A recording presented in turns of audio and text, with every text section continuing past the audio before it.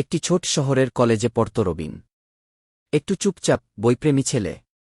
ওর দিন কাটত library, class আর ক্যাম্পাসের গাছতলায় বসে কবিতা লিখে। প্রথম দিনেই নদীর চোখে পড়ে রবিন।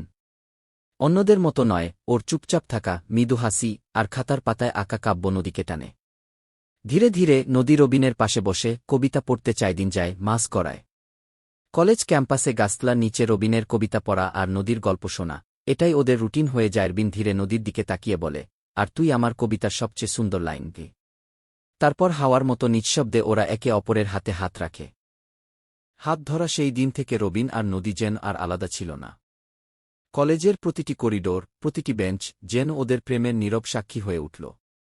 রবিন আরও বেশি কবিতা লিখতে লাগল, নদীকে নিয়ে, ওর চোখ, ওর হাসি, ওর চুপচাপ বসে থাকা নিয়ে। নদী সেই কবিতাগুলো পড়ে মাঝে মাঝে চোখ বন্ধ করে বলত, তুই লিখিস, আমি বাঁচি গি। কিন্তু ভালোবাসার পথ সব সময় সহজ হয় না। একদিন খবর এল, নদীর বাবা বদলি হয়ে যাচ্ছে অন্য শহরে।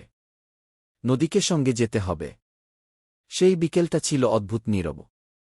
ওরা বসেছিল সেই পুরনো গাছতলায়, কিন্তু কারো মুখে কোনো শব্দ ছিল না।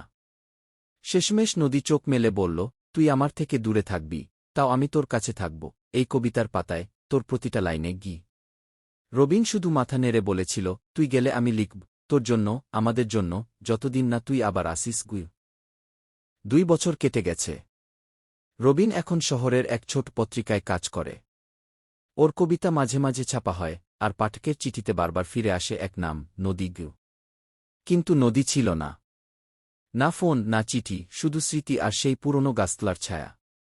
একদিন সকালে পত্রিকা অফিসে ঢোকে এক তরুণী, চোখে চেনা দীপ্তি, হাতে একটা ছোট খাম। রবিন তাকিয়ে থাকে কিছুক্ষণ। যেন বিশ্বাস করতে পারছে না। তুই?